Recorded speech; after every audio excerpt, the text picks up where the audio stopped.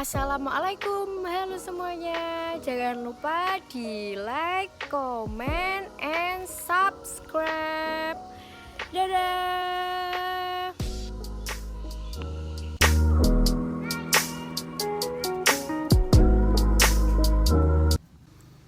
Bismillahirrahmanirrahim. Assalamualaikum warahmatullahi wabarakatuh. Pepatah mengatakan tak kenal maka tak sayang. Maka di sini saya akan memperkenalkan diri. Perkenalkan, nama saya Rin Apriana, tempat tanggal lahir saya di Rembang, 15 April 2003. Saya sekarang menetap di Jepara karena kedua orang tua saya bekerja di Jepara. Saya anak kedua dari 2 bersaudara. Riwayat pendidikan saya TK di TK Bakti Tama. Lalu saya melanjutkan di SD Negeri 14 Cangaan. Setelah lulus di SD, saya melanjutkan di MTS Matolel Ude Bugel. Setelah lulus di MTS Matolel Ude Bugel, saya tetap melanjutkan di MA Matolel Ude Bugel. Prestasi yang pernah saya dapat, saya pernah mendapatkan piagam penghargaan juara 1 atletik lomba lari sekabupaten. Tidak hanya lomba lari, saya juga pernah mengikuti atletik lempar lembing dan juga lompat jauh. Setelah itu saya sudah mempunyai cita-cita sebagai guru olahraga, namun itu waktu SD sempat bingung. Setelah kebimbangan itu saya akhirnya masuk di MTS.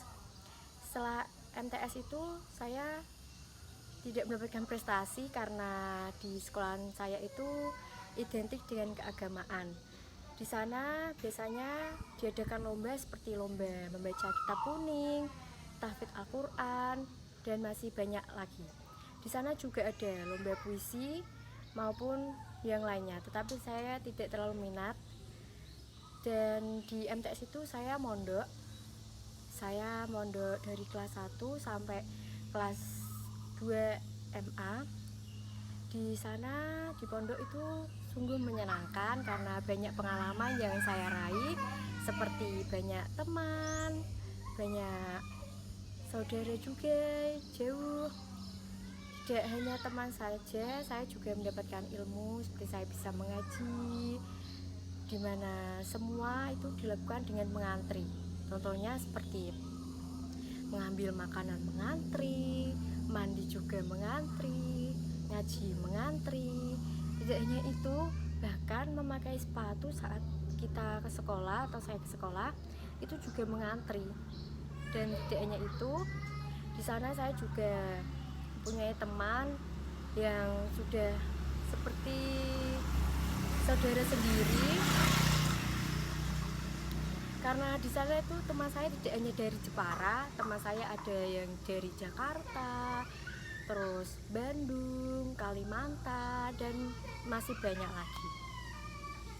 Di sana saya mondok itu, perjalanan mondok di pondok sampai ke sekolah itu lumayan jauh. Saya jalan kaki sampai sekolah, dan di sana tuh banyak kenangan sekali. Seperti biasanya kita telat antri mandi, kita mandi seperti kesiangan bangun siangan, itu kita bisa telat, kita lari-larian, dan banyak lagi kenangan yang lainnya. Setelah saya lulus MTS itu saya melanjutkan di MA karena dulu saya sempat bingung mau melanjutkan di mana.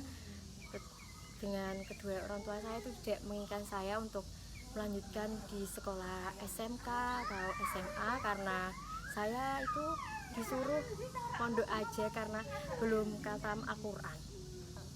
Setelah MA kelas 1 saya alhamdulillah sudah khatam Al-Quran. Itu merupakan suatu kebahagiaan untuk saya dan kedua orang tua saya, yaitu tidak semua orang itu bisa melakukannya dan bisa seperti saya, alhamdulillah.